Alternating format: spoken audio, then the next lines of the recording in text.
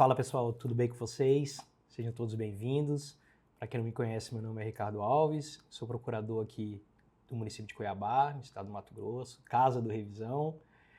Estou lotado na Subprocuradoria Fiscal há quase 10 anos e hoje a gente vai dar seguimento aí ao estudo dos impostos municipais, né? Analisando aí bastante IPTU, ITBI, ISS-QN, os impostos atualmente vigentes. A gente sabe que em breve nós teremos aí a produção dos efeitos da nossa reforma tributária, né? A Emenda Constitucional 132, e aí principalmente no que concerne a criação de novos tributos, como por exemplo IBS, CBS, né? O IBS, o novo Imposto sobre Bens e Serviços, né? Da competência compartilhada entre estados e municípios, CBS, contribuição, né? Sobre bens e serviços de competência da União, um tributo federal, apesar de serem espécies tributárias distintas, o constituinte derivado deu praticamente o mesmo tratamento às duas, então é certo que teremos aí uma aula para tratar só de IBS e CBS, mas hoje vamos ficar aqui nos impostos tradicionais mesmo, IPTU, ITBI e ISS-QN, tá? Então só para combinar com vocês aqui como é que vai ser o nosso encontro, nós vamos esmiuçar, dissecar esses três impostos, sempre a partir da análise da regra matriz de incidência tributária. Tá? Isso vai permitir que vocês tenham uma visão mais ampla, mais macro, né, dos impostos, e óbvio, a gente vai descendo a minúcias, vai pegando os pontos de maior probabilidade de incidência em provas de concurso público, vamos falar um pouco também de imunidades, de princípios, mas sem adentrar especificamente as nuances desses institutos, porque vocês já tiveram essas aulas em outros módulos, né? Então, por exemplo, nós vamos falar de imunidade de IPTU, nós vamos falar de imunidade de TBI, mas sem explicar o que é imunidade, diferenciar imunidade objetiva e subjetiva, do que é de isenção, enfim. Então, aqui a gente vai já direto ao ponto, tá? Então, nós vamos falar bastante sobre o aspecto material, tá? Da regra matriz de incidência, que é a própria situação, né, prevista em lei e se verificada no plano material, né, no mundo fenomênico, vai fazer surgir a obrigação tributária. Nós vamos falar do aspecto temporal, né, que é quando a gente vai determinar o momento exato, né, da ocorrência do fato gerador. Vamos falar do aspecto espacial ou geográfico, né, delimitar ali o local exato da ocorrência, né, do fato gerador, onde vai ser devido o tributo. O aspecto pessoal, o subjetivo, né, que é a definição precisa ali das partes envolvidas na relação jurídica tributária, né, então sujeito ativo, sujeito passivo, e por fim o aspecto quantitativo, né, que vai ser a questão valorativa, né, a questão financeira e econômica da relação tributária, então a apuração do valor da obrigação tributária mediante ali a aplicação da base de cálculo, da alíquota, né, sobre a base de cálculo. Então, vamos iniciar ali pelo IPTU, né, o nosso Imposto sobre a Propriedade Predial e Territorial Urbana. Vamos fazer um pequeno resumo geral, né, bem en passant, depois a gente volta em cada um dos pontos para poder entrar com maiores detalhes e explorar como é que é o tratamento dado pela doutrina, pela jurisprudência, enfim, das questões mais sensíveis mesmo, né, os pontos mais nevrálgicos. Então o IPTU, ele tem uma função predominantemente fiscal, né, uma função arrecadatória, ele visa carrear recursos aos cofres públicos municipais, salvo a exceção ali daquela extrafiscalidade prevista no artigo 182, parágrafo 4º, inciso 2 da Constituição Federal, que é aquela que visa, né, desestimular a manutenção de propriedades improdutivas, tá? Então a gente vai falar um pouco sobre isso mais adiante, mas essa seria uma exceção à função fiscal dessa espécie tributária. Ele vai estar sujeito aos princípios da legalidade, da anterioridade, da noventena normalmente, tá? Salvo a alteração da base de cálculo, né? Que não vai estar sujeita à noventena, pela exceção expressa, né, prevista pelo 150 parágrafo 1º da Constituição Federal. O fato gerador do IPTU é a propriedade, o domínio útil ou a posse de bem imóvel, né, por natureza ou acessão física, a gente vai falar bem sobre isso também, localizado na zona urbana do município, tá? Tá lá no artigo 32 do CTN. Base de cálculo, valor venal do imóvel, não se preocupe, a gente também vai explicar como é que se chega nesse valor venal, como é que é a questão da planta genérica de valores, qual que é a metodologia de cálculo, enfim, agora só para fins de um resumo, um apanhado geral mesmo. Os contribuintes, proprietário, titular do domínio útil ou possuidor com ônibus domini, né? Apesar do artigo 34 do CTN falar em possuidor a qualquer título, nós vamos também destrinchar bem isso, mas é bem consolidado hoje que essa posse ela tem que ser com animus domini, ela tem que ser exercida com a intenção de ser dono, né? E algumas outras classificações interessantes, né? Um imposto real, ele vai incidir objetivamente sobre coisas, né? No caso aqui sobre a propriedade de bem imóvel, é não vinculada a uma atividade estatal específica, né? Assim como todas as outras espécies de impostos, as outras modalidades, de arrecadação não vinculada, tá? Assim como também os outros impostos existentes, salvo as exceções ali contidas no artigo 67 da Constituição Federal. Então, aqui, quando o produto da arrecadação de impostos pode ser vinculado ali à área de saúde, educação, né? Administração tributária, prestação de contragarantia à União, todas aquelas situações que vocês já conhecem, principalmente quando vão estudar ali direito financeiro, né? Então agora vamos começar a debulhar ali a regra matriz de incidência tributária, começando pelo aspecto material do IPTU, tá? Então o aspecto material, o campo de incidência do IPTU é o exercício da propriedade, tá? Do domínio útil ou a posse a qualquer título, sabendo que essa posse a qualquer título a que se refere o CTN é aquela exercida com animus domini, né? Então a propriedade se perfaz com o registro translativo da matrícula do imóvel, né? É a definição do Código Civil.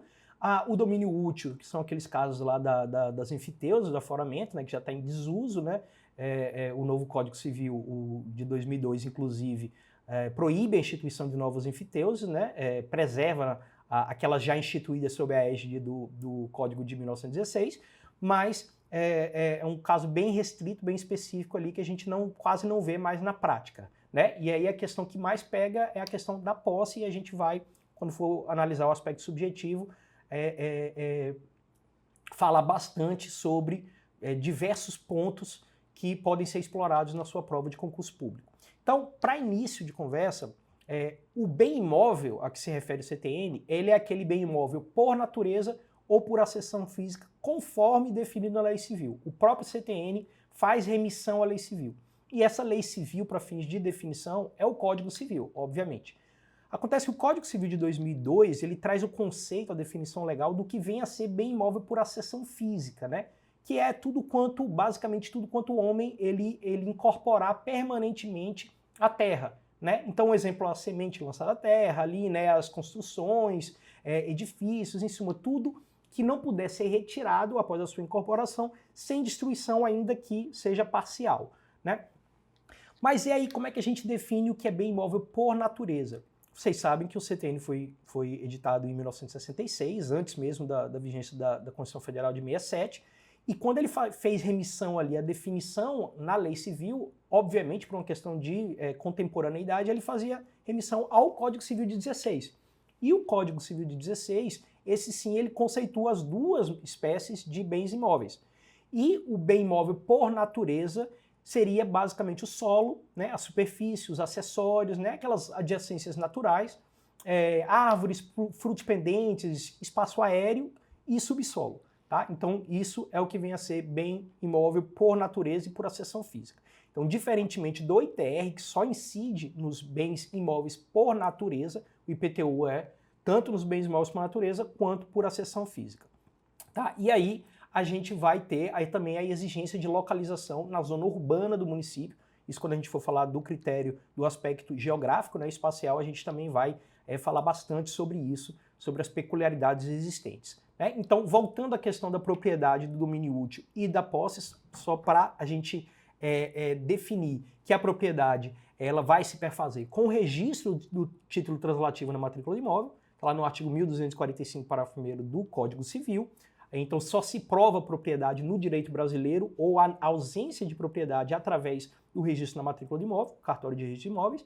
Domínio útil, como eu havia dito, é o caso basicamente das enfiteusas, dos aforamentos, que estão em desuso, e a questão da posse é a que mais pega, né? Então não é o objetivo aqui da nossa aula, mas vamos fazer aqui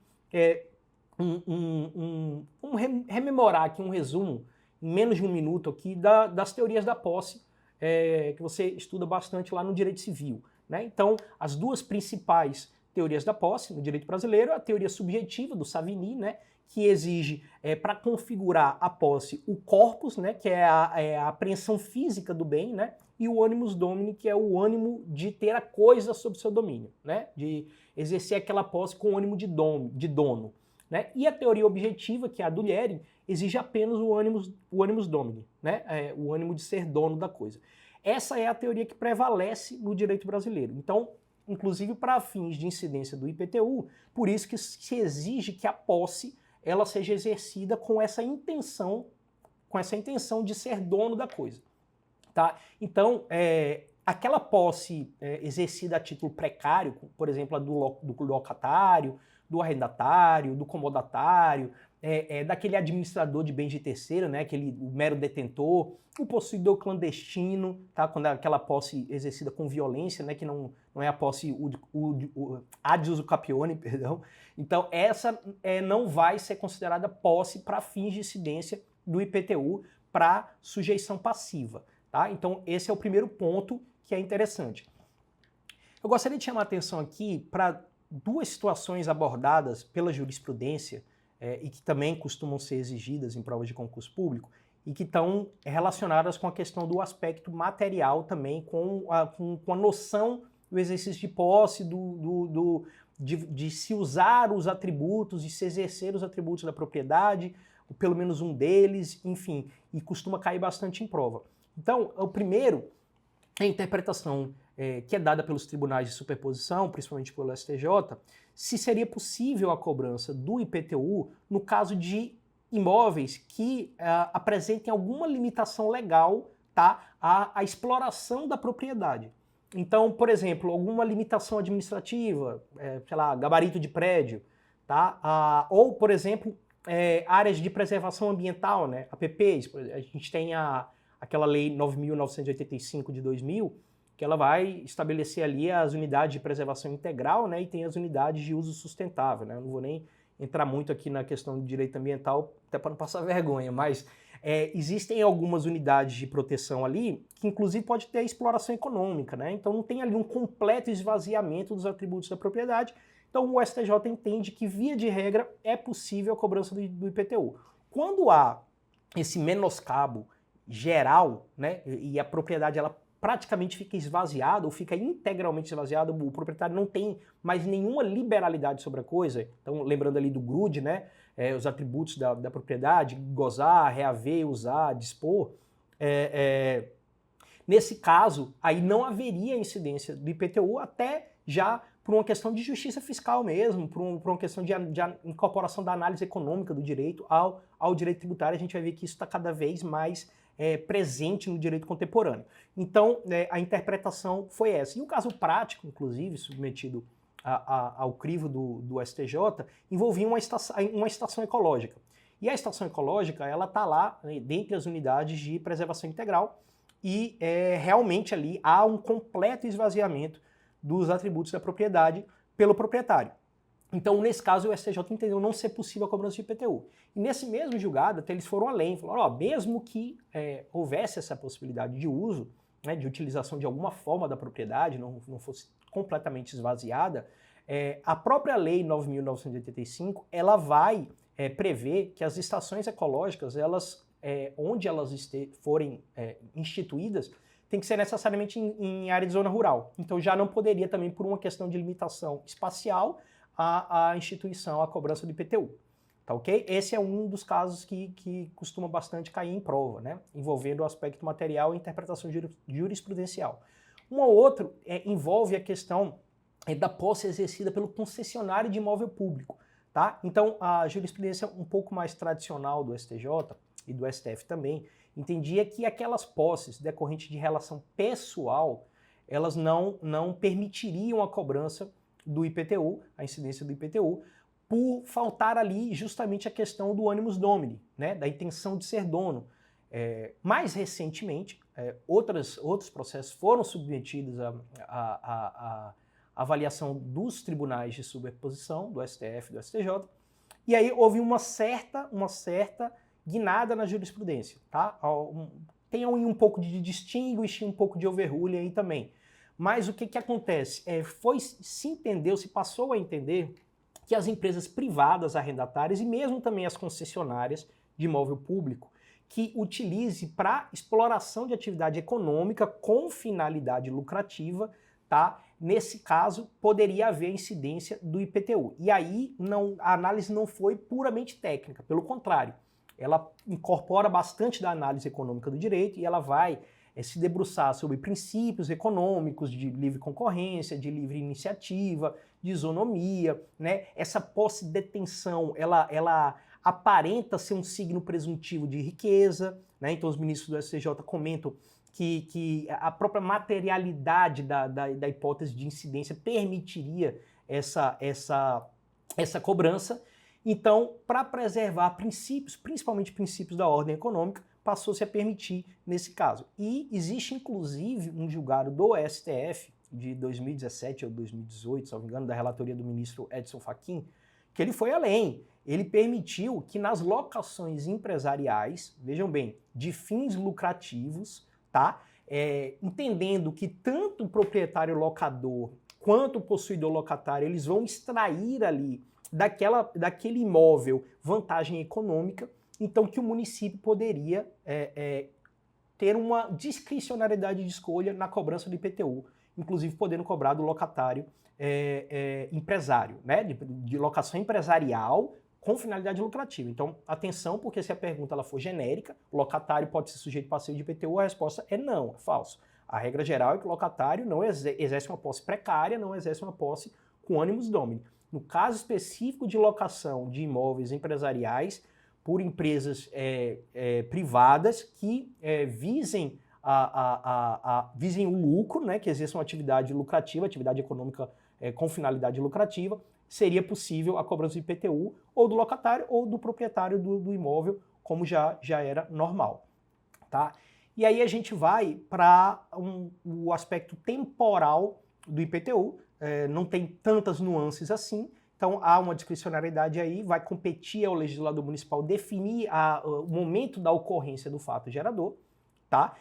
Geralmente é o dia 1º de janeiro para o IPTU, né? Trata-se de uma mera ficção jurídica, e aqui é até interessante que a gente traga para vocês uma divisão, uma distinção pela doutrina de duas categorias, basicamente, de tipos de fato gerador, né? Então vocês sabem que existem os fatos geradores instantâneos, que são aqueles que há uma única ocorrência, ele se perfaz, nasce a obrigação tributária, com a satisfação, acaba e não há mais o que se falar em reiteração daquele fato gerador. Então, a grande maioria dos impostos, né? Imposto de importação, de exportação, IPI, ISS, ICMS, todos eles são impostos instantâneos.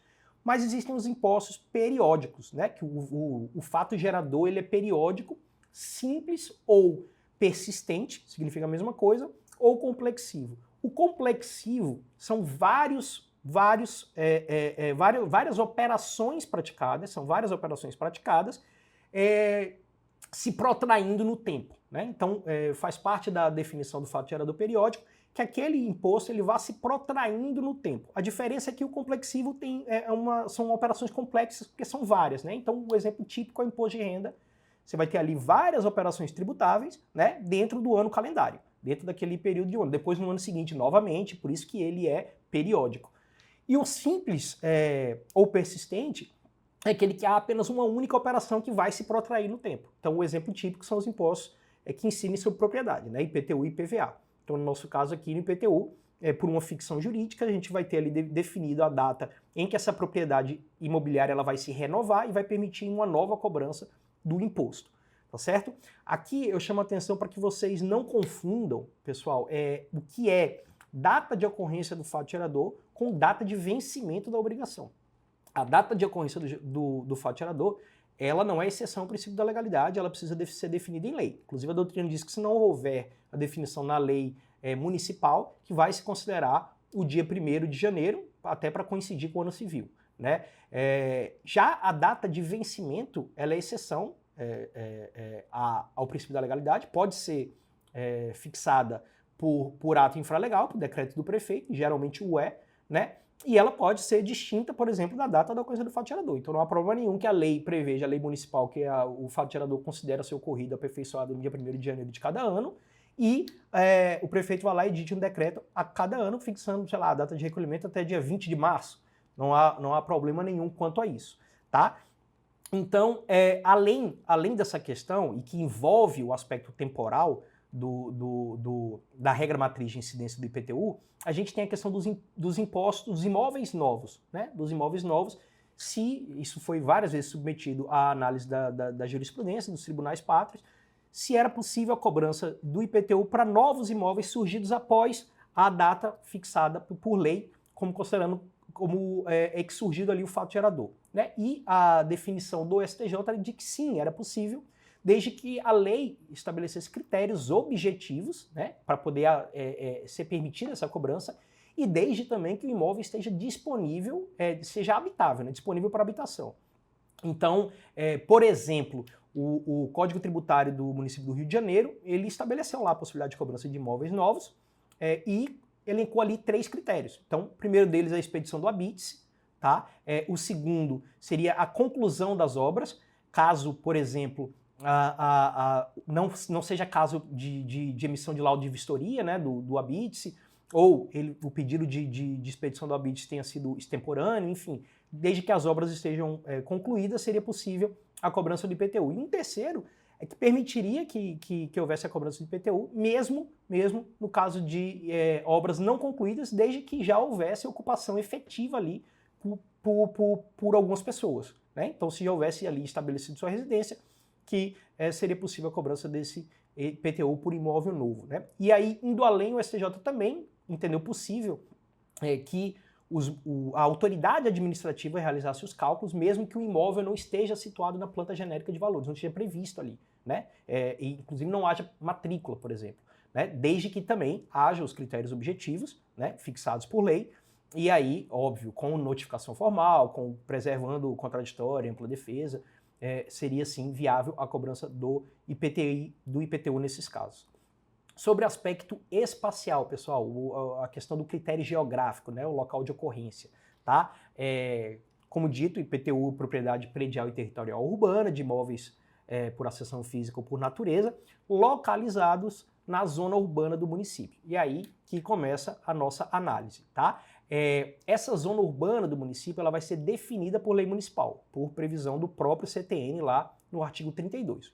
Só que o CTN vem e, ao mesmo tempo, ele já condiciona essa eleição pela lei civil para que hajam pelo menos 2 melhoramentos dos 5 que são destrinchados ali no código, né? Então, sistema de meio-fio, calçamento, né, com canalização de águas pluviais, abastecimento de água, sistema de esgoto sanitário, rede de iluminação pública, né, com ou sem posteamento para ter distribuição domiciliar, posto de saúde ou escola primária a uma distância no máximo de 3 km. Aqui há uma alternatividade. Então, basta que tenha ou uma escola primária ou um posto de saúde até 3 km, que aí você já preenche um dos requisitos, né? Se tiver os dois, não consideram 2 requisitos. Continua sendo um requisito só, teria que acumular com mais um outro melhoramento.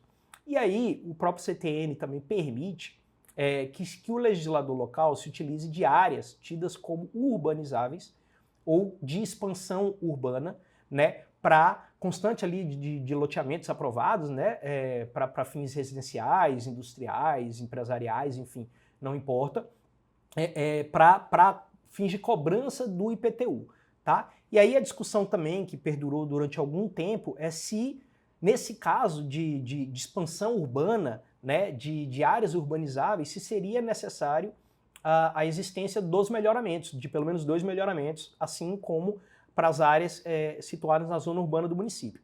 Isso chegou reiteradamente ao STJ, até que o STJ editou uma súmula, né, hoje um entendimento simulado, pacífico, tranquilo, a súmula 626, entendendo que não precisaria daqueles melhoramentos, porque o intuito é de viabilizar o crescimento dos municípios.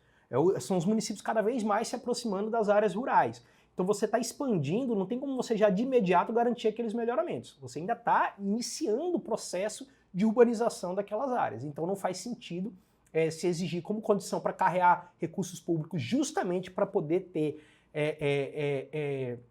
condições financeiras de propiciar essa urbanização, você já exigir previamente, não poder exigir previamente o IPTU, tá? Então isso também já é ponto pacífico. Uma outra situação bem famosa também é a questão da cobrança, da possibilidade de cobrança do ITR para imóveis situados na zona urbana do município, porém que tenham uma destinação rural, né? A gente sabe que tem um decreto-lei 57 de 66, né, que ele prevê lá no artigo 15 que se o imóvel tiver destinação extrativa, vegetal, agrícola, pecuária, né, agroindustrial, enfim, uma série de destinações ligadas à questão rural, que poderia haver a cobrança de IPTU, mesmo ele situado na zona urbana do município. E aí o que acontece, pessoal? A gente precisa fazer uma digressão rapidamente aqui.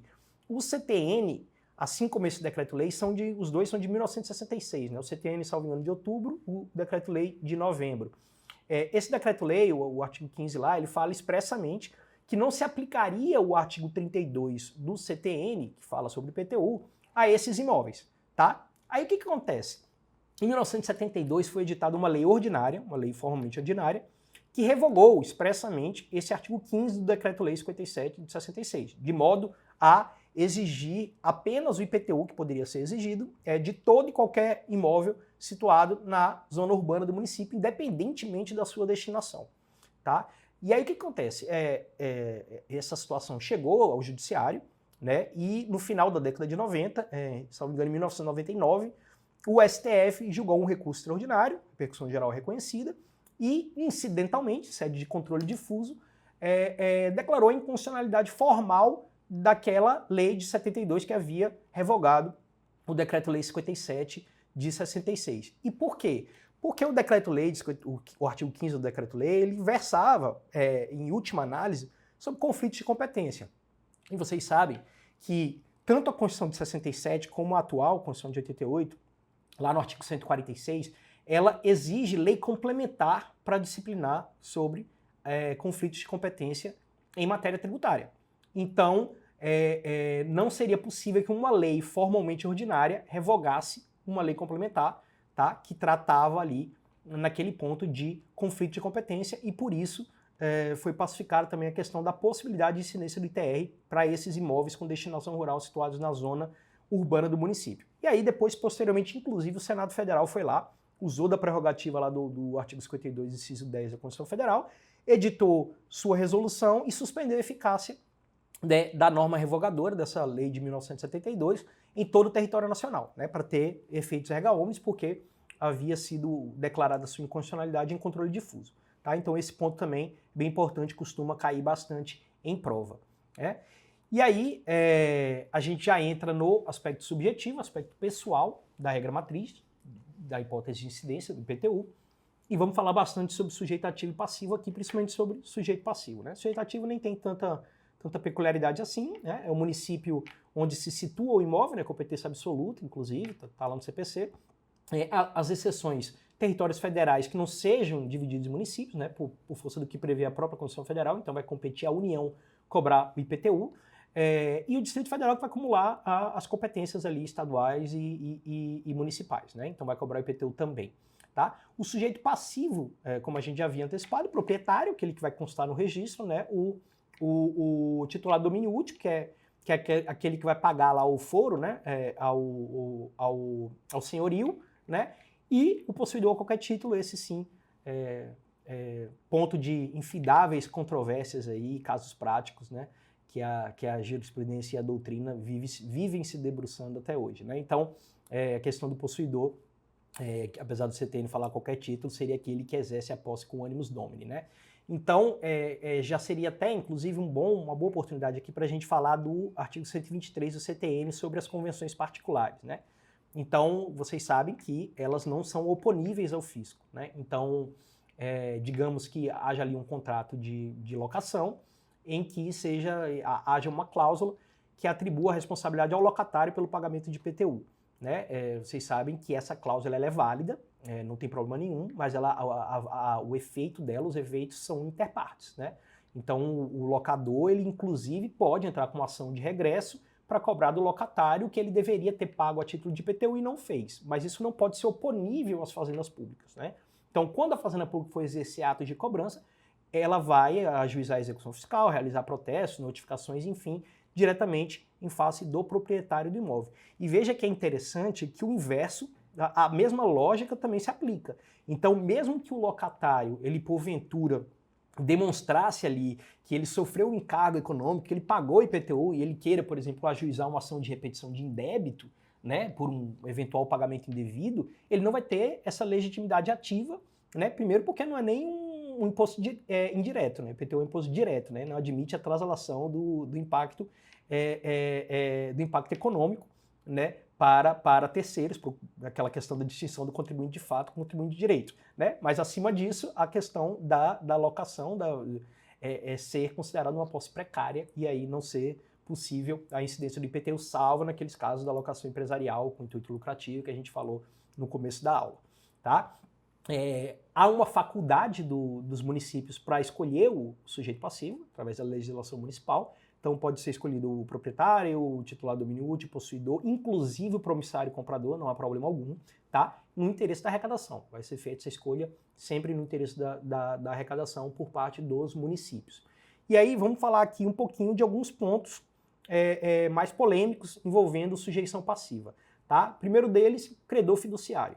Pessoal, o credor fiduciário, ele não é sujeito passivo de IPTU. Tá? A gente está falando de um contrato de alienação fiduciária, que é um contrato de garantia, né, e a propriedade ela é resolúvel. Então, enquanto não houver a execução daquele contrato por um inadimplemento, enquanto não houver a consolidação da propriedade, aquelas, por exemplo, instituições financeiras ali que constem, mesmo com registro na matrícula do imóvel, como credoras fiduciárias, não vai ter sujeição passiva para fins de cobrança de IPTU.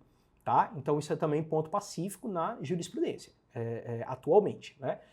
Com relação à desapropriação, quando seria o momento em que o antigo proprietário ele vai deixar de ser sujeito passivo do IPTU? Tá? Seria da publicação do decreto expropriatório? Não. Também há uma definição bem tranquila, bem confiável nesse ponto, que só com a emissão provisória na posse que o antigo proprietário vai realmente estar despojado da possibilidade de exercer todo e qualquer atributo inerente à propriedade.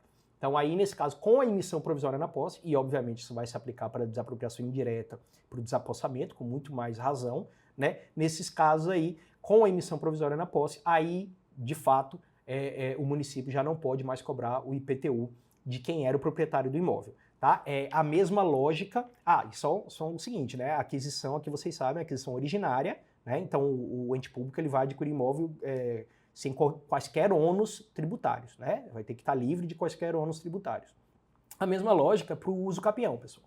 Então a diferença aqui, e que é bem curioso, é que durante o prazo do transcurso da prescrição aquisitiva, o município vai ter a liberdade de cobrar o IPTU tanto do proprietário do imóvel, quem vai estar lá na matrícula, como do possuidor que está exercendo a posse ad uso capionem, que é posse de incidência do IPTU, né? Não há qualquer discussão quanto a isso. Então, durante aquele prazo, que vai variar de acordo com o tipo de uso capião, né? Tem alguns previstos na Constituição Federal, outros no Código Civil. Então, durante aquele prazo, o município escolhe. Quando findar e aí de fato houver a aquisição da propriedade por parte do possuidor, aí de fato o antigo proprietário ele está livre, ele está desonerado daquele ônus de ser cobrado do IPTU, tá bom? Então esse é o detalhe em relação à desapropriação. Loteamentos ou posses irregulares, pessoal. Também existe uma série de situações envolvendo loteamentos e algumas posses irregulares, e que se debatia a possibilidade de, em razão da situação fática existente, do município poder cobrar IPTU. Tá? Então, inclusive daquele que ocupa imóvel público. A gente sabe que os imóveis públicos não são usucapíveis, né? Mas aquele tipo de posse, entre aspas, tá? Que não é tecnicamente adequado falar em posse, mas a ocupação mesmo, ela tem um certo ânimo de dono por quem o faz, por quem ocupa aquele imóvel. Então ele se sente dono da coisa, né? Há uma intenção ali, inclusive, de se protrair no tempo, de definitividade. Tá? Então, já até aplicando, inclusive, o artigo 118, inciso 1 do CTN lá, né? Vocês sabem que o nosso pecúnia non olet, né? O fato gerador vai considerar ocorrido, mesmo que os negócios jurídicos ali sejam inválidos, né? Então, inclusive, serve para fundamentar essa possibilidade de cobrança. Tá? Então, hoje é bem pacífico de que quem ocupa imóvel público é sujeito passivo de IPTU. Tá? Mesma coisa, condomínio irregular, loteamentos irregulares, a gente tem um grande lote registrado na matrícula, lá no cartório de registro de imóveis, e quando os fiscais da prefeitura, os auditores vão lá fazer uma fiscalização em lote, se depara já com várias casas erguidas, enfim, com ruas, vielas e tudo, toda uma estrutura que não corresponde à realidade ali na matrícula do imóvel. É possível ser feito o lançamento tranquilamente com base na situação fática, na realidade fática, é a busca pela verdade material mesmo, né? E já aí, mais uma vez, a análise econômica do direito ser incorporada, é possível a incidência do IPTU em casos tais. Tá? E também alterações irregulares no próprio imóvel. Tá? Então a gente também, às vezes, tem lá uma casa averbada na matrícula do imóvel, no cartório de registro de imóveis, melhor dizendo, e o fiscal também vai lá, chega lá, o cara já fez um sobrado, já fez uma edícula, já fez um galpão, enfim, e aí ele pode fazer o lançamento com base naquela situação fática, e óbvio, com a notificação, tudo certinho, com abertura de contraditória, ampla defesa, não há problema algum que o IPTU seja cobrado com base na realidade que se encontre o imóvel. Inclusive, os auditores, os municípios podem criar de ofício inscrições imobiliárias. Tá? Se for lá e verificar que tem mais de um imóvel naquela área que inicialmente estava registrado na matrícula como sendo um único imóvel, pode-se criar, pode-se fazer ali de ofício, praticamente, na prática, é um desmembramento de ofício mesmo, e criando de ofício ali inscrições imobiliárias no próprio sistema interno das prefeituras. Tá? Não há problema quanto a isso. Terrenos de marinha, pessoal, terrenos de marinha são bens da União, né, vocês sabem, tá no artigo 20 da Constituição Federal, em alguns dos incisos lá, e essa posse, entre aspas, a ser exercida pelo particular, nos terrenos de marinha, ela pode se dar através de duas formas, né? Através das enfiteuses, e aí já falamos bastante sobre isso, não há discussão quanto à sujeição passiva e à incidência do IPTU nesse caso, mas ela também pode se dar sob a forma de ocupação. Existe um requerimento a ser feito perante a União, que é apreciado pela Secretaria de Patrimônio da União, a cobrança de uma taxa, tá, do particular. Essa taxa não tem natureza jurídica tributária, e aí a posse ela é considerada em casos tais como precária, é uma mera cessão de direito real de uso. Então aí nesses casos a jurisprudência entende que não seria possível a cobrança do IPTU sobre aquela ocupação exercida dos terrenos de marinha. Ok? E aí, para a gente finalizar o aspecto pessoal, subjetivo, vamos falar um pouquinho sobre imunidades, porque todas elas são subjetivas, e aí a gente consegue incorporar aqui, enquadrar dentro do estudo do aspecto pessoal do IPTU. Então, começando pelas imunidades religiosas, né? Está lá no artigo 150, inciso sexto, a linha B, a redação originária da Constituição Federal, ela previa apenas e simploriamente a imunidade de impostos sobre serviço, patrimônio e renda dos templos de qualquer culto. Vocês sabem que, ponto pacífico também, que a jurisprudência do STF acabou alargando esse campo de incidência da imunidade para proteger a própria entidade religiosa em si, não apenas o templo físico, né, fisicamente considerado. Então, por exemplo, os imóveis utilizados para a residência dos ministros religiosos, imóveis alugados a terceiros, desde que a renda dos aluguéis ali fossem aplicadas na consecução das finalidades essenciais ali da entidade religiosa. Quanto a isso não havia problema, mas nós tivemos com a reforma tributária, apesar da reforma tributária ela alterar sensivelmente a relação de consumo no Brasil, a tributação do consumo no Brasil, mas ela teve várias outras alterações bem importantes, e uma delas, algumas relativas a imunidades, e uma delas é a incorporação ao texto constitucional da jurisprudência do STF, a fim de prever lá expressamente que a imunidade se aplica às entidades religiosas e aos templos de qualquer culto, e acrescentando ao final que também poderiam gozar da imunidade religiosa as organizações assistenciais e beneficentes pertencentes às próprias entidades religiosas. Então aí aqui preciso fazer um histórico também com vocês, do porquê, para vocês entenderem esse acréscimo promovido pela Emenda Constitucional 132. O que acontece? Essas organizações assistenciais e beneficentes ligadas às entidades religiosas, elas já pleiteavam o reconhecimento de imunidade, só que com base na linha C, aquela imunidade lá dos partidos políticos, fundações dos partidos políticos, entidades sindicais de trabalhadores, instituições de educação e instituições de assistência social sem fins lucrativos, desde que obedecidos os termos da lei, né? E aí elas pediam esse enquadramento na linha C. Inicialmente os tribunais inferiores vinham negando esse enquadramento sob o argumento de que para se enquadrar como entidade, instituição de assistência social, teria que ter a observância dos requisitos da universalidade e da generalidade na prestação daquele serviço, tá? A toda uma coletividade. E aí, pelo fato da restrição imposta por uma entidade assistencial vinculada a uma entidade religiosa, não seria possível esse enquadramento. A questão chegou no STF, julgado até um recurso extraordinário de relatoria do ministro Barroso, e aí o ministro Barroso deu ganho de causa a essas entidades, reconheceu a possibilidade de enquadramento na linha C, sob o argumento de que essa universalidade e generalidade o requisito não é igual para o poder público, né? Então, no caso, basta que a entidade religiosa, através de sua instituição assistencial ali ou beneficente, ela promova uma prestação de serviço que vise atingir toda a coletividade ao qual ela atua, no campo de incidência daquela entidade. Então, para as entidades religiosas, por exemplo, digamos que há uma instituição beneficente, uma organização beneficente ali, vá desenvolver determinado tipo de serviço que seja prestado apenas às fiéis daquela religião do sexo feminino. Aí sim haveria um descrimen, né? Um descrimen indevido. Mas a partir do momento que ela faculta a utilização do seu serviço a todos os que acreditam naquele tipo de fé promovida, naquela religião exercida, seria possível esse enquadramento. Tá?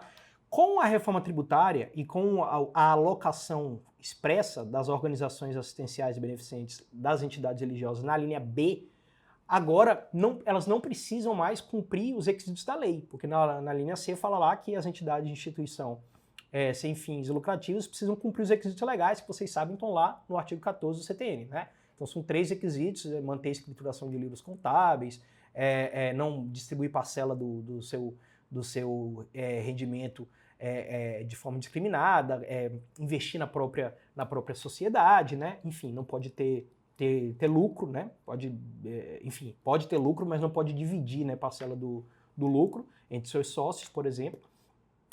E aí, nesse caso, como elas foram para a linha B, não vão precisar mais de cumprir esses requisitos. Então, isso é de suma importância e pode vir a ser cobrado em prova, principalmente prova de primeira fase, prova objetiva, tá? Para confundi-los.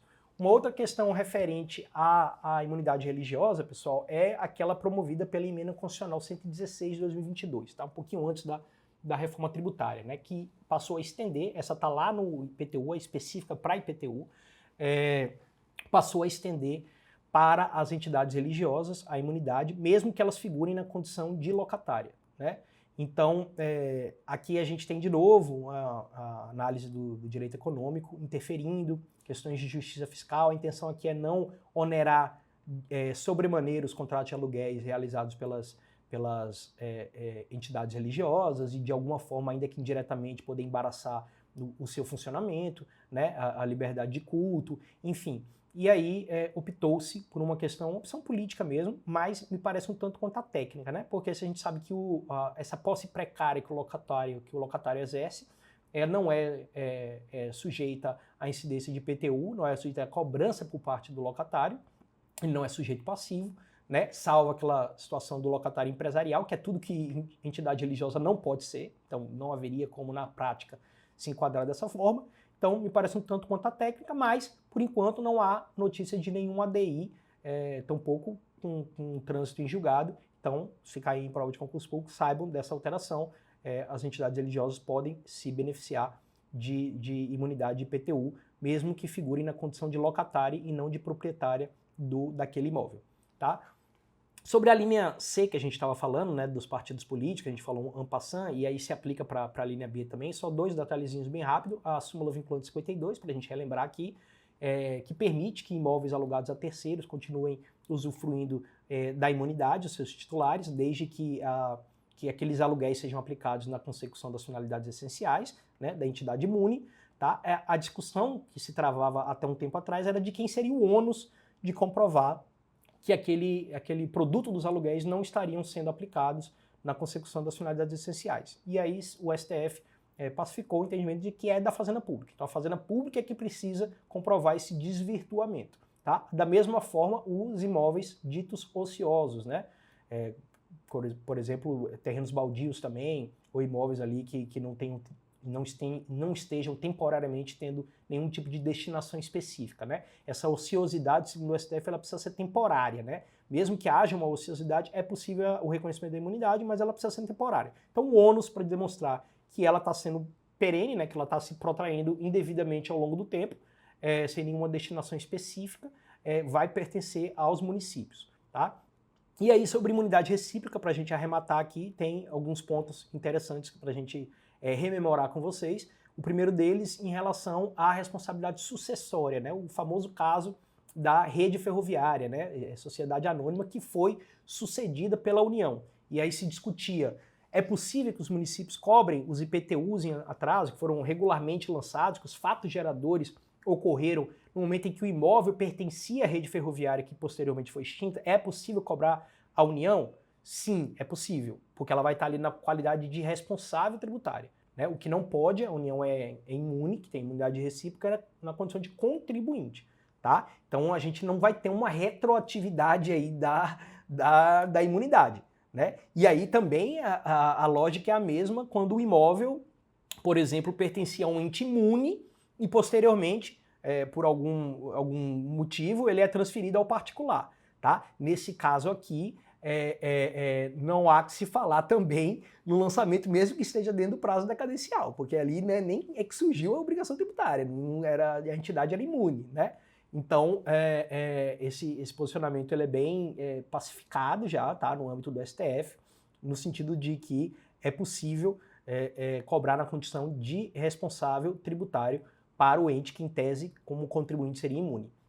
Uma outra questão, pessoal, bem interessante, essa é mais recente até, são aqueles imóveis vinculados àqueles programas de arrendamento residencial, né, da União. Foram criados ali pela Lei 10.188 de 2001, salvo engano, tá? No âmbito dos ministérios da cidade. Esses imóveis, tá? Eles até... se criou-se até um CNPJ para o Fundo de Arrendamento Residencial, chamado FAR, né? Ele, por previsão legal, esses imóveis pertenciam à Caixa Econômica Federal. E a Caixa Econômica Federal é uma empresa pública, personalidade jurídica e direito privado, não há discussão quanto à sujeição passiva da Caixa Econômica para fins de cobrança de IPTU, tá? Só que começou a chegar na jurisprudência, os tribunais regionais federais divergiam, tinha jurisprudência divergente, principalmente entre o TRF da terceira e da quinta região, um entendendo que se aplicaria imunidade recíproca para esses imóveis e o outro entendendo que não se aplicaria justamente por esses motivos que eu citei, pelo fato da lei prever que esses imóveis seriam de propriedade da Caixa Econômica Federal. A questão chegou no STF e houve um recurso extraordinário com repercussão geral reconhecida, o tema 884 do STF, e o STF deu razão à União no sentido de que deveria ser reconhecida a imunidade, porque apesar de pertencer à Caixa Econômica, tá, esses imóveis eles foram vinculados e eles foram afetados no âmbito de programas para atender a programas geridos pelo Ministério da Cidade, aquele Minha Casa Minha Vida, por exemplo. Tá? Então, não se comunicaria, né, no dizer da Suprema Corte, ao patrimônio propriamente dito da Caixa Econômica Federal. Então, hoje, não há possibilidade de cobrança de IPTU para esses imóveis vinculados a esses programas de arrendamento residencial. Tá? E só para que eu não me esqueça também, para a gente finalizar a questão dos aspectos subjetivos, no caso de arrematação, pessoal, tinha pulado essa parte, o STJ também pacificou no sentido de que se tiver arrematação de imóvel, tá, em asta pública, se tiver previsão no edital, compete ao arrematante a responsabilidade pelo pagamento do IPTU. Tá? Então, se não tiver previsão no edital, aí vocês sabem, a arrematação em asta pública é forma de aquisição originária, né, do IPTU, então tem que estar livre, desembaraçado dos ônus tributários, e aí o que deveria acontecer, melhor dizendo, era que o produto da arrecadação servisse para o pagamento de IPTUs, eventualmente regularmente lançados e que constassem ali em aberto, né, vinculados àquele imóvel, sabe, PTU é próprio terreno, né, segue a coisa, e aí deveria ser assim. Principalmente na justiça trabalhista acaba não ocorrendo, e aí compete aos municípios, quando chega até eles a notícia da arrematação judicial, da aquisição originária da propriedade, de desvincular aqueles débitos, né, da inscrição imobiliária e aí tentar cobrá-los ainda do antigo proprietário, tá? Então só para que fique registrada essa questão. E aí vamos falar do último aspecto, que é o aspecto quantitativo, que é a base de cálculo, né? E as alíquotas é a questão financeira, a questão numérica, né? Da expressão numérica da regra matriz de incidência. E aí a gente começa com a questão da base de cálculo, né? A base de cálculo, como eu disse, é o valor venal do imóvel. Esse valor venal do imóvel vai estar disciplinado lá, como se chega a esse valor venal, pela planta genérica de valores, tá? A PGV, esses critérios objetivamente fixados, eles se submetem ao princípio da legalidade, então necessariamente tem que estar veiculados através de lei. Geralmente é um cálculo complexo, tá, pessoal?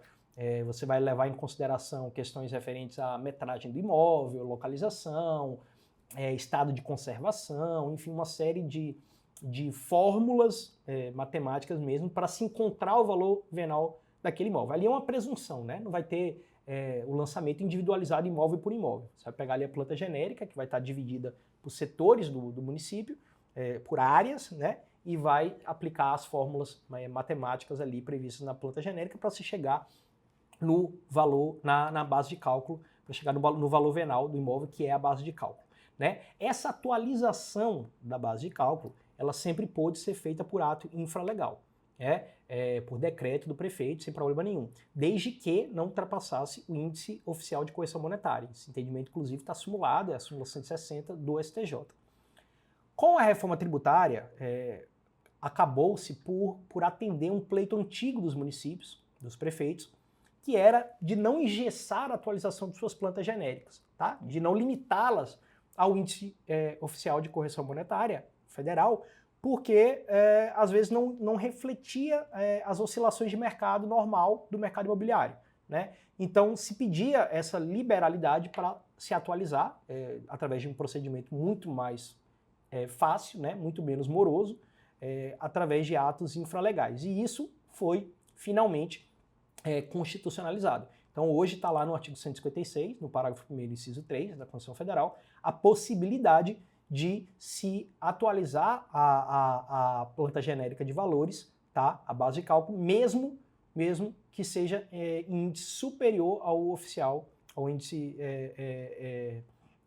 da inflação, né? A ver como que a jurisprudência vai enfrentar essa questão, envolvendo ali eventuais aumentos disfarçados, né? Vamos ver como é que vai ser a interpretação dos nossos tribunais superiores aí sobre a questão. E por fim, não se considera, tá, na base de cálculo, pessoal, os bens móveis, tá? Por expressa exclusão legal, tá? Os bens móveis que guarnecem ali aquele bem imóvel não vão ser considerados para fins de fixação de base de cálculo. Tá? Sobre alíquotas, pessoal, vão ser definidas pela lei municipal, tá? Existe essa discricionariedade, óbvio, dentro de uma razoabilidade, proporcionalidade, para não caracterizar efeito confiscatório, né? E aí, antes da gente falar com detalhes sobre a questão das alíquotas, o que eu acho fundamental que vocês tenham em mente é saber diferenciar o que vem a ser progressividade de alíquotas e alíquotas diferenciadas, tá? Porque isso vai facilitar bastante na compreensão de vocês, inclusive no entendimento jurisprudencial sobre diversos temas envolvendo a matéria, tá? Então, progressividade de alíquotas, pessoal, é uma função que ela é praticamente linear, assim, né? Então, quando você tem uma modificação da base de cálculo, vai ser acompanhada necessariamente por uma modificação na alíquota. Inclusive, quando a gente está falando de IPTU na sua função extrafiscal.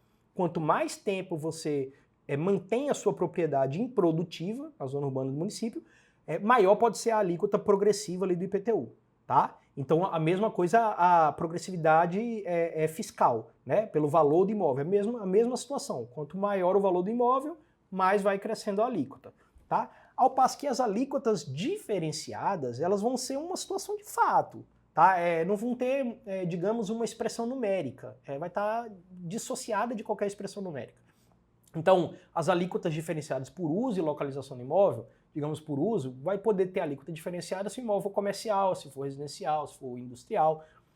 Pura e simplesmente. Imóvel comercial, alíquota de 2%. Imóvel industrial, alíquota de 4%.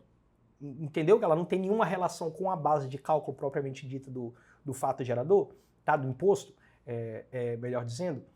Então, é nesse sentido que funciona. Então, as alíquotas diferenciadas foram constitucionalizadas, né, previstas expressamente na Constituição, a partir da Emenda Constitucional 29 de 2000, elas prevêem a possibilidade dos municípios estabelecerem alíquotas diferenciadas de acordo com o uso da propriedade, ou seja, propriedade comercial, residencial ou industrial, ou pela localização. Então, bairros de classe alta, bairros de classe média, bairros de classe baixa vão poder ter alíquotas diferentes.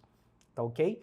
Em relação à progressividade fiscal, até a promulgação da Emenda 29 de 2000, o STF entendia que havia uma vedação para os impostos ditos reais de serem progressivos, utilizando ali do 145 parágrafo 1º, né, que fala que sempre que possível os impostos terão caráter pessoal e serão graduados de acordo com a capacidade econômica do contribuinte, parará, que vocês já conhecem. Então o STF entendia que o que a Constituição autorizava, né, e incentivava até certo ponto era a progressividade dos impostos pessoais. Tá? Para os impostos reais não haveria essa autorização.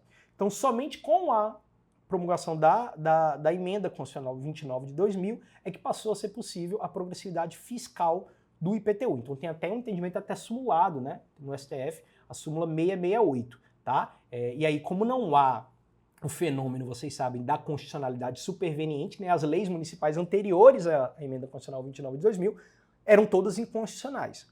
O STF, inclusive, nesse mesmo julgado, ele salvaguardou a possibilidade de cobrança do IPTU justamente aplicando o princípio da divisibilidade das leis, né? Então, ora, assim, não fulminou por completo as leis, só não pode a progressividade. Então, pega a alíquota mínima prevista naquela lei inconstitucional e cobra o IPTU com base naquela alíquota, tá? Então, isso ficou também definido sem problema nenhum.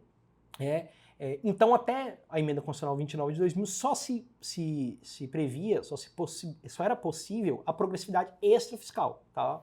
Foi instituída pelo Constituinte originário, né? Que a gente já havia mencionado para desestimular a manutenção de propriedades improdutivas. Então tem aquela sequência de atos à disposição, atos coercitivos, né, à disposição do poder público municipal para compelir ali, coagir o particular a promover o adequado aproveitamento e exercer a função social, né, da propriedade. Então a gente vai ter ali o parcelamento e edificação compulsória, o IPTU progressivo no tempo e, por fim, a medida mais drástica, né, a desapropriação com o pagamento dos títulos da dívida pública. Tá? E aí, com a Emenda Constitucional 29 de 2000, a gente passa a ser possível, né, a progressividade fiscal com base no valor do imóvel, né, que a gente já havia comentado. E aí, pessoal, o STF também considerou como constitucional as alíquotas diferenciadas, a adoção de alíquotas diferenciadas de acordo com o uso e a localização do imóvel, se o imóvel era residencial ou não residencial, se ele era edificado ou não edificado, mesmo antes da Emenda Constitucional 29, porque ele entendia que o que a Constituição não permitia era a progressividade dos impostos reais. A questão de alíquotas diferenciadas não havia nenhum tipo de vedação expressa ou implícita no texto constitucional. Então, quanto a isso, nunca houve problema, apesar de, formalmente, com a Emenda Constitucional 29 de 2000, isso ser positivado, né, na Constituição Federal. Tá? E aí, por fim, a gente tem também uma outra súmula do STF, a 5589, em que se veda, em que o Supremo veda a progressividade com base no número de imóveis, né? Entende que não há autorização constitucional, então seria inconstitucional as leis municipais que previssem esse tipo de progressividade. Tá? Sobre o lançamento, rapidamente aqui, pessoal, o lançamento do IPTU é de ofício, como a gente havia antecipado no início, e ele vai se aperfeiçoar com o envio do carnê, aquele carnê de cobrança do IPTU para o sujeito passivo. Tá? E aí, com o envio, já se considera constituída a dívida. Não há que se falar mais em prazo decadencial. A gente vai falar agora de prescrição já, prescrição pré-processual, prescrição ordinária. E aí, o STJ, inclusive, já simulou esse entendimento, né? Tem a súmula 397, dizendo, inclusive, que o teor da súmula era que a mera remessa do carnê já constitui a dívida, já se considera lançado o IPTU, mas no julgado que deu ensejo à criação da súmula, se não me engano até da ministra Eliana Calmon, ela reconhece que o ônus é do contribuinte de provar o não recebimento daquele carnê, e ela de fato, ela até comenta que se trata de uma prova de difícil produção, né? Porque é uma prova de fato negativa, chamada popularmente conhecida como prova diabólica, né? Mas ainda assim ela entende que, o STJ acabou entendendo, né? Foi o que prevaleceu, que esse ônus de fato pertence ao contribuinte. Então por isso que dificilmente na prática a gente vê desconstituições de lançamento de IPTU, salvo alguns outros tipos de vício, né? É possível a comprovação? Mas de fato é muito difícil. A gente na prática, o banco de dados das prefeituras costumam ter endereço do imóvel, tá, nas inscrições imobiliárias, e o endereço para correspondência. Acontece que às vezes a gente tem imóveis não edificados, né, que é só um lote ali e tal, e não teria como você mandar uma correspondência, o carnê do IPTU para pagamento para aquele lote. Ninguém iria recebê-lo. E às vezes por uma falha cadastral isso é feito, né, na prática. Então nesses casos, por exemplo, é mais fácil para o contribuinte ele comprovar que não recebeu aquele carnê. Tá? Mas então, com a mera remessa do carnê pela súmula 397 do STJ, está constituída a dívida e já se inicia o prazo prescricional para a cobrança do imposto. Né? E se não, essa data do envio do carnê, às vezes ela não tem como você comprovar a data exata. E aí o STJ também pacificou no sentido de que a data fixada como vencimento da obrigação, lembra que lá atrás a gente comentou a diferença da data de ocorrência do fato gerador com a data fixada para vencimento? Nesse caso de não ser possível a identificação, e geralmente é o que ocorre na prática mesmo, você não consegue identificar com precisão a data de envio do carnê para o contribuinte, você considera a data fixada por ato infralegal para vencimento da obrigação como termo acó para fluência do prazo prescricional. Então tem essa questão que pode também ser objeto de cobrança em prova. Além disso, como eu já havia antecipado, só para a gente também arrematar aqui, o STF entende que é compatível, né, com a legalidade tributária a apuração do cálculo para a cobrança do IPTU, que ela seja realizada na esfera administrativa. A gente havia falado rapidamente sobre isso lá atrás, quando eu falar de imóveis novos, mas aqui, além disso, no caso de imóveis novos, que não estejam previstos na planta genérica de valores, a gente estava falando de PGV na base de cálculo, desde que haja ali a fixação dos critérios objetivos e sejam resguardados o contraditório e ampla defesa, é possível que esses cálculos sejam feitos na esfera administrativa, tá? Pela autoridade que vai promover o lançamento, tá ok?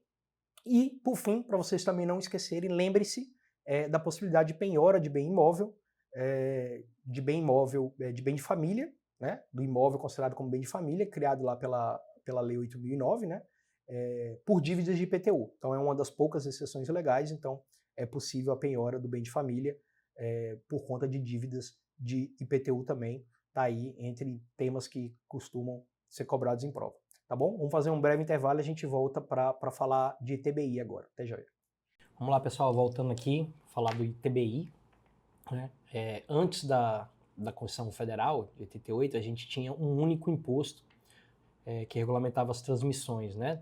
Sejam elas de bens móveis ou imóveis, por ato intervivo, causa-morte, doação, ato oneroso, enfim, e que era da competência dos estados, né? Com a Constituição Federal de 88, hoje nós temos o ITCMD, Imposto de Transmissão, Causa-Morte e Doação, da competência dos estados membros, e o ITBI, que é o Imposto de Transmissão de bens imóveis, né, por ato intervivos, né, de competência dos municípios. Então, seguindo aquele nosso mesmo roteiro para o IPTU, fazendo um resuminho geral, a função predominante do ITBI, função fiscal, de carregar recursos, né, função arrecadatória, está sujeito aos princípios da legalidade, da anterioridade, da noventena, sem nenhuma exceção. O fato gerador, eu gosto de dividir em 3 ali, né, fica mais fácil da gente entender. Então, é a transmissão a qualquer título da propriedade ou do domínio útil de bens imóveis por natureza ou acessão física, o mesmo entendimento que a gente trouxe lá do IPTU, tá? Esse seria a primeira subdivisão, né? A transmissão a qualquer título de direitos reais sobre imóveis, né? Exceto os direitos de garantia, né? Os direitos reais de garantia, penhor, hipoteca, anticrese. e a cessão de direitos relativos às transmissões que a gente acabou de mencionar. Então, é a forma mais interessante de a gente compreender o fato gerador do ITBI. Os contribuintes, qualquer das partes da relação tributária, né, conforme dispuser a legislação municipal, em regra o adquirente, tá, que é até mais fácil de ser promovida a cobrança ali pela praxe dos próprios cartórios, a gente vai falar bem sobre isso em breve. O lançamento é por declaração, ou seja, tem a participação do sujeito passivo no procedimento administrativo ali, tá? E principalmente fornecendo as informações necessárias para que haja esse lançamento, em especial quanto ao valor da operação, né, daquela transmissão onerosa. A alíquota ela vai também depender de lei local. A peculiaridade aqui é que o CTN permite que o Senado Federal discipline, estabeleça a alíquota máxima, né? Isso está lá no CTN, não está na Constituição Federal, diferentemente do ITCMD. Isso também eu já vi cair em prova objetiva, essa pegadinha aí, falando que compete ao Senado Federal estabelecer alíquotas máximas, né, de ITBI, conforme previsto na Constituição Federal, e não é no CTN, e há uma discricionariedade aí, salvo engano, inclusive nunca foi exercida pelo Senado Federal, tá? Demais classificações iguais do IPTU, imposto real, vai incidir objetivamente sobre coisas, né, não vinculada a uma atividade estatal, de arrecadação não vinculada, com as exceções ali do artigo 67, sem nenhuma peculiaridade digna de nota, tá? Então, começando ali pelo aspecto material do ITBI, a gente vai ter a transmissão intervivos, né, a título oneroso, tá, de bem imóvel e dos direitos reais sobre imóveis, além, né, das ações que o assegurem. Então, também incide também sobre a transmissão das ações que assegurem os direitos reais sobre imóveis, inclusive também, em especial, o direito à sucessão aberta, tá? Já já a gente fala mais sobre isso. Qual que é a exceção? Direitos reais de garantia, a gente já havia mencionado, por expressa exclusão, né, do texto legal, a hipoteca, o penhor e o anticrese, tá? E além dessas, a promessa de compra e venda, ou a cessão da promessa de compra e venda. Tá? Então, durante muito tempo se discutiu isso na jurisprudência. Infelizmente, o entendimento final do STF foi contra fazendário, né? Entendendo que o contrato de promessa de compra e venda, ele na verdade é um mero contrato preliminar, né? Há aí uma incerteza acerca da sua concretização futura. Aí você pode me perguntar, mas e se for uma promessa de compra e venda irretratável? Né? É possível, pela liberdade contratual, prevê ali que ela é irretratável. Aí se desnatura a própria natureza jurídica do contrato, né? Ele passa a ser um contrato de compra e venda, não é mais de promessa de compra e venda. Ora, se você não pode se retratar, não é mais um contrato preliminar. E aí, nesse caso, incidiria tranquilamente o TBI, não há problema nenhum. Então, a natureza jurídica dos contratos não vai, vocês sabem disso, né, pelo direito civil, ela não vai se dar pela sua nomenclatura, e sim pelo conteúdo ali, né, da avença, né? Então, a transmissão, via de regra, ela vai se dar através de um negócio jurídico, tá? E aí a exceção é a questão da arrematação em asta pública. O STJ entende que, apesar das aquisições, né, da arrematação em asta pública ser considerada aquisição originária, tá? Não ser oriunda de um negócio jurídico, por elas serem onerosas, aí mais uma vez a gente tem a aplicação da análise econômica do direito, a fixação de entendimentos, atrairia a incidência do ITBI, tá? Diferentemente, por exemplo, do uso capião e da desapropriação. A gente vai falar mais um pouquinho adiante dessas duas espécies de aquisição originária também de propriedade, tá? O bem a ser transmitido é um bem imóvel, né? Por óbvio, por natureza ou acessão física, da mesma forma que a gente, com os mesmos comentários que a gente fez para o IPTU, a diferença aqui é que a cobrança independe de o imóvel estar situado na zona urbana ou na zona rural. Vai sofrer a incidência de ITBI de qualquer forma, tá? E aí vamos analisar algumas situações práticas, tá, do dia a dia, de acordo com o entendimento jurisprudencial envolvendo o aspecto material do ITBI, do campo de incidência. Então, o primeiro delas, a dissolução de condomínio, tá? Bem interessante, pessoal. Se o bem ele for divisível, não vai configurar uma transmissão onerosa, e a gente não vai ter aí o fato gerador do ITBI, porque se entende que, na verdade, aqui é um mero ato declaratório, com razão, né? Se você tem bens divisíveis, a dissolução de um condomínio ali exercido a propriedade sobre bens divisíveis, você só está declarando o retorno a uma situação, a um status quo ante, né? Caso seja um bem indivisível, por exemplo, condomínio edilício, aí a gente tem uma transição onerosa, né? E aí, nesse caso, vai incidir ITBI, essa é a posição pacificada, tá, do STJ, não há nenhum tipo de polêmica quanto a isso.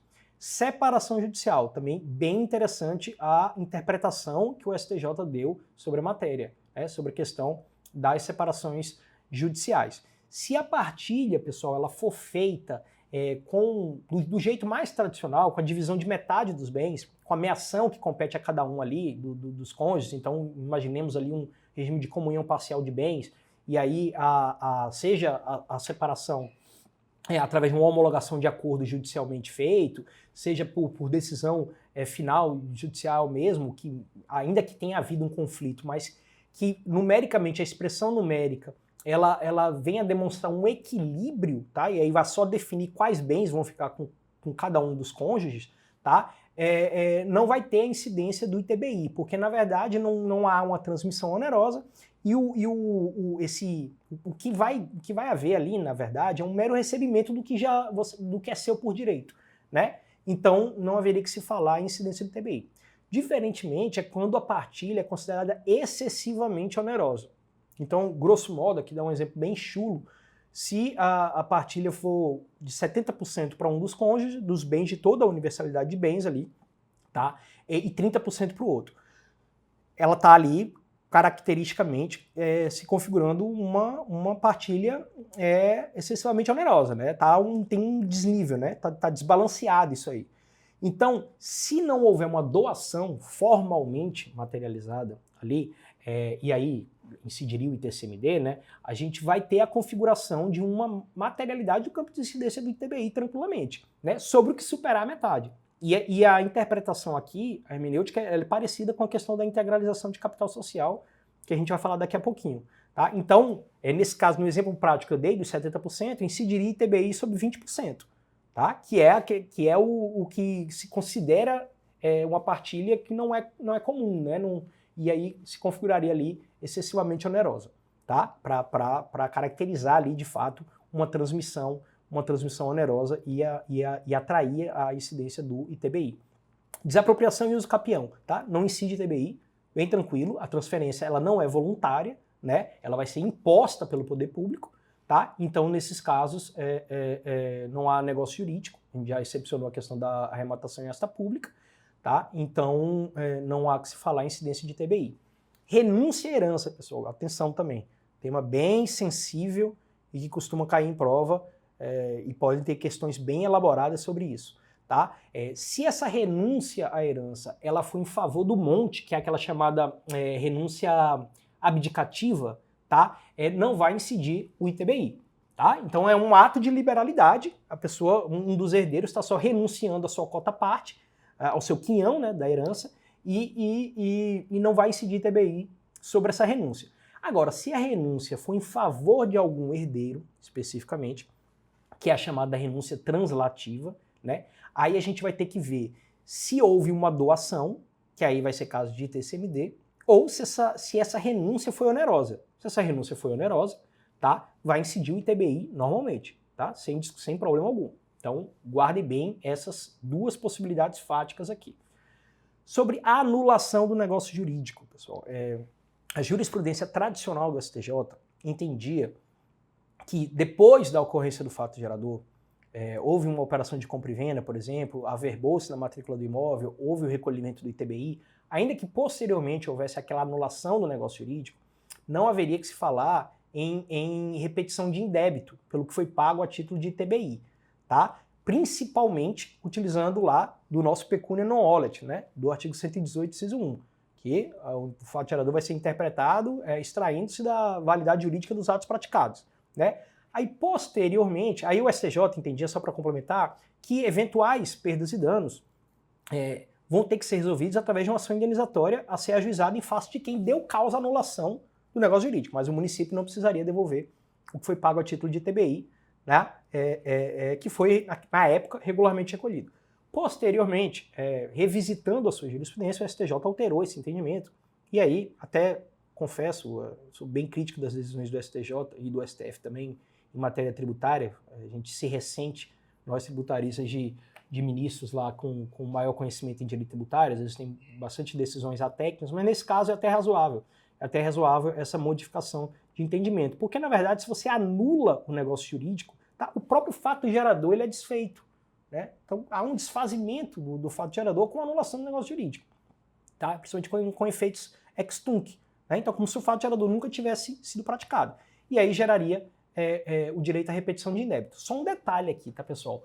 Como, salvo raríssimas exceções, a culpa pela anulação desse negócio jurídico não vai ter sido do município, nessa ação de repetição de indébito, tá, vai ter que ser aplicado o princípio da causalidade aqui. Então, a condenação nas verbas de sucumbência não vai ser do município, tá? Principalmente em honorários advocatícios. Tá? O município não deu causa ao ajuizamento daquela ação de repetição de indébito. É só esse o detalhe, mas vai gerar sim direito à repetição de indébito conforme a mudança da jurisprudência do STJ já há um certo tempo.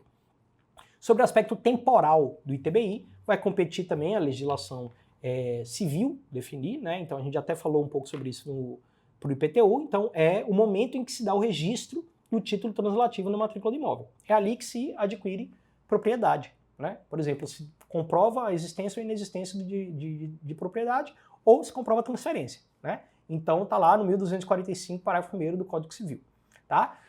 O que acontece na prática? Né? A gente sabe que os cartórios, com base nas suas leis de regência, principalmente na lei de registro público, lá, né? A lei 6.015, fala dos deveres dos tabeliões serventuários, enfim, eles acabam exigindo o pagamento antes da própria verbação na matrícula do imóvel.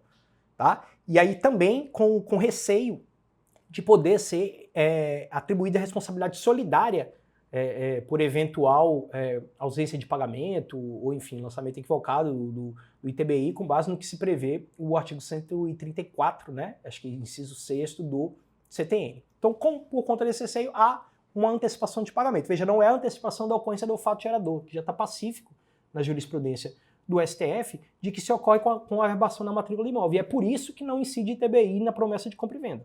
Tá? Então, o que há aqui é uma mera antecipação do pagamento, e aí, infelizmente, isso é bem criticado na doutrina, na jurisprudência, a gente vai acabar tendo uma presunção de base de cálculo, né? Infelizmente. Então, geralmente, quando é a lavratura ali da escritura pública, os cartórios acabam cobrando o recolhimento antecipado do ITBI. Tá? E justamente por isso, o início do prazo decadencial, pessoal, vai ser do primeiro dia do exercício financeiro subsequente, tá? Para lançamento, da verbação na matrícula do imóvel. Então não é do recolhimento do ITBI. Tá? Vai ser da efetiva verbação na matrícula do imóvel a partir do primeiro dia subsequente, ali de acordo com o artigo 173, inciso 1 do CTN. Tá? Sobre o aspecto espacial e subjetivo, rapidamente, só reforçando que é o município em que se localiza o imóvel, também, da mesma forma que o IPTU. Tá? Pouco importa se vai ser imóvel urbano ou rural, como a gente já havia antecipado. O sujeito ativo é o município onde se situa o imóvel. As mesmas considerações que eu fiz para o IPTU cabem aqui, com exceção de territórios federais que não sejam divididos em municípios e a questão do Distrito Federal. Tá? E o sujeito passivo vai competir a legislação municipal definida, lá no artigo 42 do CTN, geralmente é o adquirente. Tá? E aí vamos para o aspecto quantitativo, que é onde a gente tem bastante detalhezinho ali sobre o ITBI. Desculpa. A base de cálculo, pessoal, vai ser o valor venal dos bens ou direitos transmitidos. E aí, o que vem a ser isso? Como é que a gente diferencia, por exemplo, do IPTU? Tá? IPTU a gente já sabe, já falou, que é com base na planta genérica de valores, ali os critérios, né, aquele cálculo complexo que é feito e tal. Há inclusive uma presunção, né? Aqui no caso do ITBI, a gente está lidando com negócios jurídicos, né, efetivamente ocorridos. Né? Então a tendência é que que o valor venal seja o preço da transação. Tá? Não é que o município ele está vinculado ao valor declarado pelas partes daquela operação. Tá? Inclusive, se ele identificar que o valor é sensivelmente abaixo do valor de mercado, por exemplo, que não merece fé aquelas declarações promovidas pelas partes, principalmente pelo adquirente, ele pode, inclusive, arbitrar eventual diferença. Né?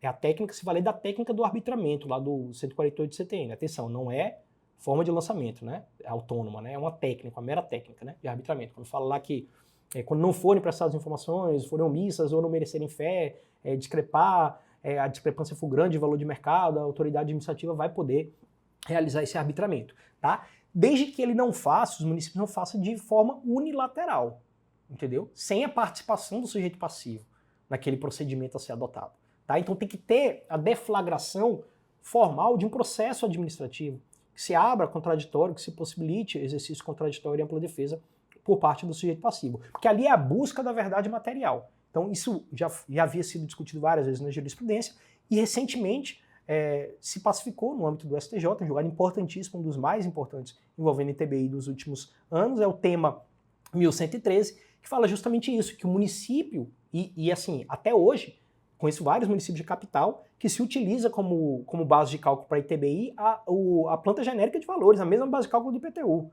que são as chamadas pautas fiscais, né? Então é vedado o uso de pautas fiscais para lançamento de ITBI.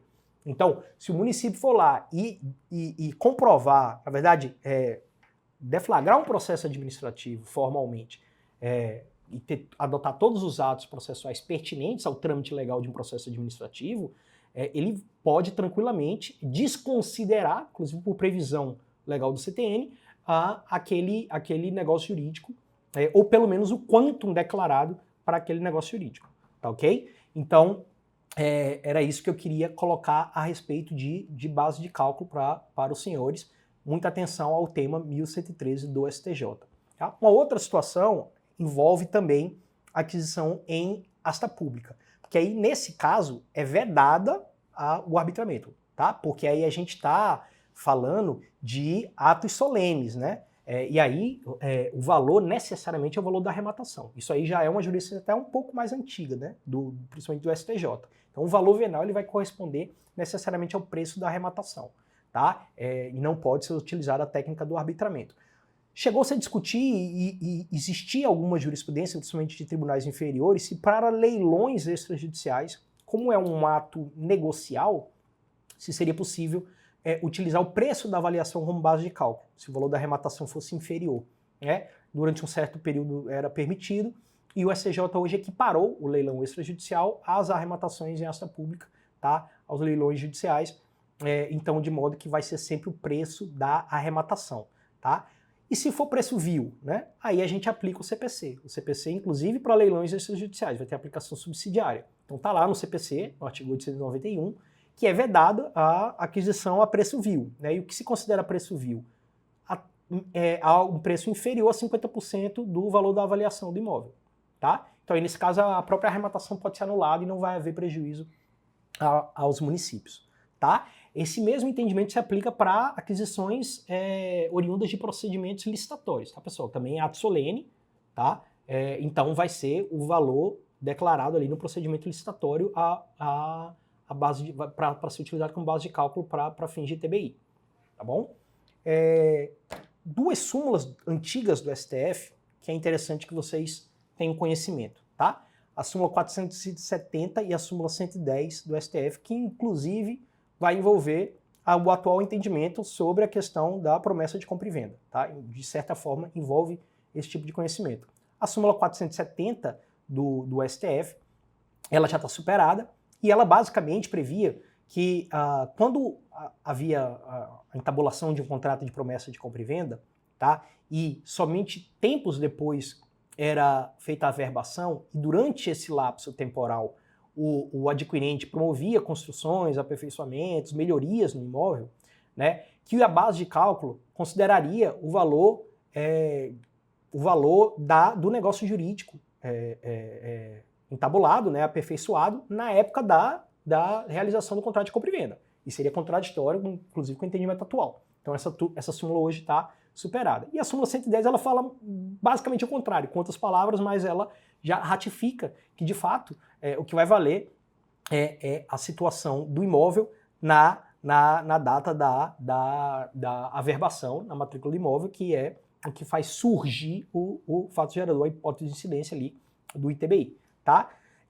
Sobre alíquotas, pessoal, vão ser definidas, né, pela lei municipal. A gente já havia antecipado que o Senado Federal é discricionário pelo CTN, existe autorização lá no artigo 39 do CTN para que o Senado fixe alíquotas máximas, tá? Através de resolução, mas, em tese, há a discricionariedade aí para fixação de alíquotas por parte dos municípios.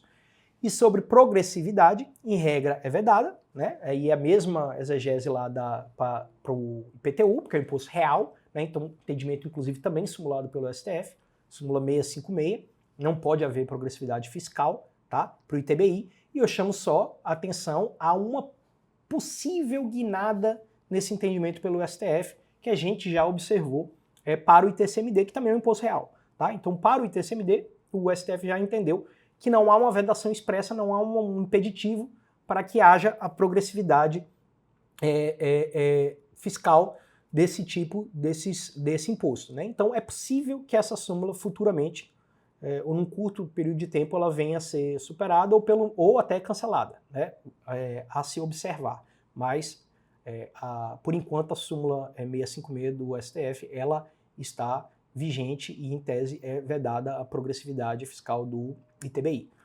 E para a gente encerrar, vamos falar de imunidades de ITBI, que é o tema mais sensível ali desse imposto, né? A gente tem uma série de imunidades e uma série de regramentos ali inerentes a imunidades. Inclusive eu deixei para o final, tá? Antes da questão do aspecto quantitativo, porque para a IPTU todas as imunidades já eram subjetivas, né? Então a gente conseguiu encaixar ali no aspecto subjetivo. Então aqui em relação ao ITBI tem vários tipos de imunidade, então a gente deixa ao final, depois a gente esgotar o estudo da regra matriz de incidência tributária, e aí a gente fala com calma sobre as imunidades existentes. A primeira delas, a mais tranquila, né, que é uma imunidade geral, que é aquela imunidade para operações envolvendo imóveis desapropriados, né, para fins de reforma agrária. Está lá no artigo 184, parágrafo 5º da Constituição Federal, se aplica para todo e qualquer tipo de imposto, né, federal, estadual, municipal, né, e no caso aqui, inclusive o ITBI, principalmente o ITBI, né, e elas vai se aplicar apenas ao expropriado, tá? Quem está perdendo a propriedade. Então, se o antigo proprietário do imóvel ali, desapropriado para fins de reforma agrária, recebeu lá os títulos da dívida agrária e entabulou um contrato de cessão, vai incidir os impostos pertinentes ali, não vai ter ampliação dessa imunidade, tá? Sobre imunidade dos eventos societários, tá, pessoal? Basicamente duas aqui dignas de nota. Vai ter aquela imunidade que se aplica para as transmissões de bens ou direitos incorporados ao patrimônio de pessoa jurídica em realização de capital, né? Essa é uma, já voltamos para ela. E a outra é nas transmissões de bens ou direitos decorrentes de fusão, cisão, incorporação ou extinção de pessoa jurídica, tá? E aí a exceção não vai se aplicar essas imunidades para os dois casos quando a atividade preponderante, tá, do adquirente for a compra e venda, alocação, arrendamento mercantil desses bens imóveis, tá? Então aí nesse caso não haveria a imunidade. Para verificar a atividade preponderante, como que a gente faz, né? Isso vai estar lá no CTN, no artigo 37, que vai versar que quando mais de 50% da receita operacional do adquirente, né, nos 2 anos anteriores e nos 2 subsequentes à aquisição, decorrer de transações envolvendo bens imóveis. Basicamente é isso. E se for uma pessoa jurídica nova, né, recém-criada, se as atividades da pessoa jurídica se iniciarem após a aquisição ou em menos de 2 anos antes, né? Aí, nesse caso, vai ficar suspensa a fluência de qualquer prazo decadencial para lançamento do ITBI, tá? E durante os 3 primeiros anos vai ser apurada essa possível predominância da atividade envolvendo bens imóveis. E aí, se houver, vai ser lançado o normal ITBI, se não é reconhecida a imunidade, tá? E aí eu chamo a atenção dos senhores para um julgado recente, também importantíssimo, que é justamente sobre essa questão da integralização do capital social de pessoas jurídicas, tá? É o tema 796 do STF. Durante muitos e muitos anos existiam 2 correntes principais que travavam na jurisprudência a disputa se a imunidade seria ampla e restrita ou se ela deveria se restringir ao valor integralizado, né? Então, a posição antifazendária, na verdade, alegava que o Constituinte, ao prever a imunidade, não estabeleceu qualquer tipo de restrição quanto a isso, né? Qualquer tipo de limitação, então, que não caberia ao intérprete fazê-lo, então deveria ser estendida a imunidade para toda a operação, para a operação como um todo, né? E os defensores, os pró-fazendários, advogava que você estava desvirtuando a própria teleologia da norma imunizante, que visava ali estimular, né, a criação de novas pessoas jurídicas, o desenvolvimento da atividade econômica, né, a circulação de dinheiro, criação de empregos e renda, enfim. E aí não seria justo que você permitisse, inclusive, estimulasse fraude fiscal com a extensão de uma imunidade ampla e restrita nas integralizações. Então, exemplo, que até é mais fácil a gente entender com exemplo, né? Digamos que um dos sócios ele tem um capital social para integralizar ali de 100 mil e ele busca essa integralização oferecendo um imóvel ali de 1 milhão, né? Então, a posição que se pacificou, que o STF pacificou hoje, pró-fazendária e correta, né, no meu sentir, é a de que essa imunidade ela só será aplicada até o valor da cota parte que vai ser integralizada, até 100 mil. Os outros 900 mil vai sofrer incidência de TBI normalmente, né? E justamente para você não estimular fraudes fiscais, transmissões de imóveis ali disfarçadas como uma integralização de capital social, tá? E que se via muito na prática, a verdade é essa. De bastante holding, né? Também, enfim. Uma outra questão é a incidência de TBI nas aquisições de imóveis para a composição de patrimônio de fundos imobiliários. Tá, pessoal? Uma questão bem interessante, foi pacificada no STJ. Vocês sabem que os fundos, né, eles são entes despersonalizados. A gente estava falando, inclusive, no IPTU lá do Fundo de Arrendamento Residencial, né, dos imóveis da Caixa lá. Eles não podem exercer direitos, né, contrair obrigações, enfim. A propriedade efetiva, nesse caso aqui, pertence aos cotistas, né, na proporção das cotas. Então, aqui a gente está falando daqueles FIs, né, Fundo de Investimento Imobiliário, enfim. E aí, em tese, não haveria, portanto, a efetiva transferência da propriedade. Começou-se a advogar que não incidiria ITBI nesses casos. Mas aí o STJ, finalmente também um entendimento pró-fazendário do STJ, entendeu que, sob o prisma até da verdade material, né, de novo, análise econômica do direito, justiça fiscal, de que é evidente que a entidade administradora do fundo, ela vai adquirir a propriedade dos imóveis em nome do condomínio, né? É uma relação de fidúcia, de confiança ali.